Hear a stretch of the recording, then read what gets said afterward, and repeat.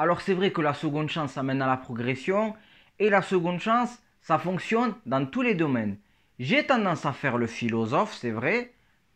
Mais vous le saurez dans la vidéo. Bonjour à vous tous, Fouad la Panthère. J'espère que vous allez bien. Et bien moi ça va à merveille, je vous en remercie. Bienvenue dans ma nouvelle vidéo, dans mon nouveau débrief série. Sujet intitulé de la saison 2 de la série Mortel, qui est une série originale et exclusive sur la plateforme Netflix. Et bien sûr, c'est une série française.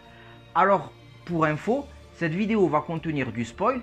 Si vous n'avez pas vu la série Mortel, je vous déconseille de voir cette vidéo. Alors pour ceux qui l'ont vu, pour rappel et pour ceux qui ne savent pas, j'ai fait un débrief de la première saison de la série Mortel, dont bien sûr, je n'ai pas trop aimé la saison 1 de la série Mortel. Et vous trouverez la vidéo en lien dans la description ci-dessous. Alors bien sûr, cette vidéo, je vais parler aussi de la saison 1, car il est important de savoir ce qui s'est passé dans le dernier épisode de la saison 1 de la série Mortel. Et bien sûr, ça va nous éclaircir les choses dans la saison 2.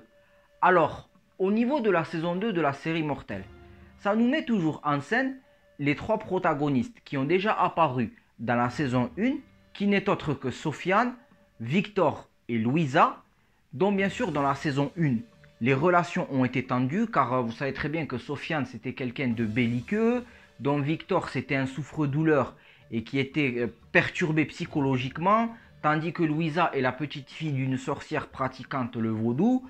Alors au niveau de la saison 1, je vais être plus bref, il y a le frère de Sofiane qui se prénomme Reda, se fait enlever par une personne inconnue jusqu'à qu'on découvre dans le dernier épisode de la saison 1 qui en est l'auteur. Et bien sûr, le démon appelé OB fait son apparition, proposa à Sofiane un pacte pour retrouver son frère, et le pacte a pour effet d'hériter des pouvoirs du démon. Alors, Sofiane contrôle les personnes par la force. Alors, le pouvoir de Sofiane, c'est le contrôle des personnes par la force, tandis que Victor, c'est le contrôle des personnes par la pensée. Alors, au niveau de la saison 2, il y a l'apparition de son grand frère Reda, car vous voyez au dernier épisode, à la fin, qui nous a laissé le suspense et qui a permis de voir une suite qui est la saison 2, Reda, le frère de Sofiane, fait son apparition. Alors au niveau de la saison 2, oui, Reda a un grand rôle et un rôle important dans cette série. Car Reda, en faisant son apparition, pensant qu'il était mort dans la première saison, alors que ce n'est pas le cas, alors dans la journée, il est lui-même, mais tandis que la soirée, il est une autre personne, et qui n'est autre que OB possédant le corps de Reda. Et OB, le démon de la première saison, car le fait qu'elle a appris la sorcellerie vaudou par sa grand-mère, le fait qu'il a été vaincu, mais on nous précise dans la saison 2 que en fait la victoire n'était pas un combat remporté, ce n'était qu'une seule bataille. Car dans le rituel qu'elle a fait Louisa, on nous explique pourquoi OB possède le corps de Reda du soir jusqu'au matin. Et en fait on nous explique que Louisa, que OB n'était pas parti dans son monde, qu'il a erré dans le monde des vivants. Et ça faisait partie des raisons pour lesquelles et que Reda a réapparu. Alors OB qui est déterminé, sachant qu'il découvre qu'est-ce que c'est être un être humain, il commence à s'amuser et commence à créer une armée via ses pouvoirs. Et on a d'autres nouveaux personnages, comme Bastien, le meilleur ami de Reda. Et nous avons aussi Angela, qui est infirmière dans le collège, mais aussi qui pratique la sorcellerie vaudou et qui a des rivalités avec la grand-mère de Louisa. Et si je dois vous dire mon avis dans la saison 2, eh bien franchement, là oui, je valide la saison 2. C'est vraiment du lourd, c'est vraiment digne d'être une série fantastique, une série d'adolescents ou une série d'horreur, car les personnages, le jeu d'acteurs sont toujours attachants, surtout aussi les nouveaux personnages, le fait qu'ils nous ont mis aussi des nouveaux personnages et qu'ils ont un grand rôle important comme Reda et Angela, parce que moi, au niveau de la saison 1, je ne l'ai pas validé. Parce qu'on avait l'impression que c'était un copier-coller de Stranger Things et de Death Note, comme je l'ai dit dans la première vidéo, dans le débrief de la saison 1.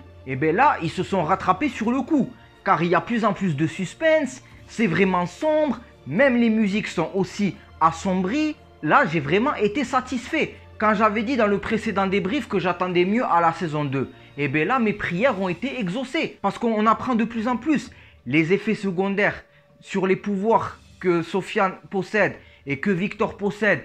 Et surtout en parlant de Victor, On apprend de plus en plus sur lui, sur ses problèmes psychologiques, sur son passé, qui possède même une forme sombre, un ego, un être maléfique, qui est prêt à se venger contre les gens qui lui ont fait du mal.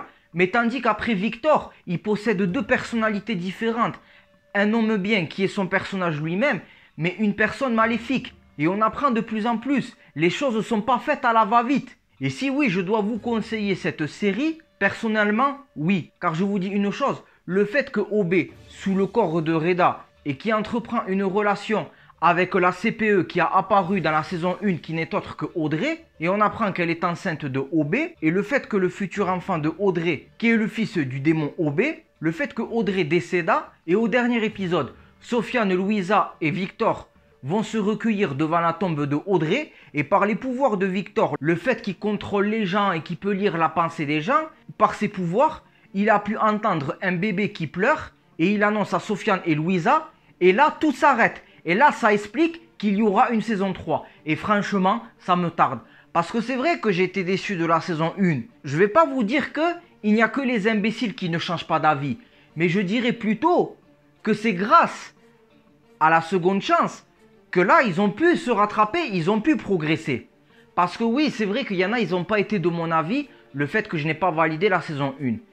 Mais j'espère aussi attendre aussi encore mieux que la saison 2 dans la saison 3. Mais en tout cas, je suis satisfait de la progression qu'il y a eu dans la saison 2. Et si je dois vous conseiller cette série, eh ben oui, je valide et c'est grâce à la saison 2. C'était Fouad la Panthère. Si ma vidéo t'a plu et tu valides mon débrief série, like un petit pouce bleu, partage cette vidéo et abonne-toi à ma chaîne. Et pour ceux qui ont kiffé la série Mortelle, on se retrouve dans la saison 3. Salut!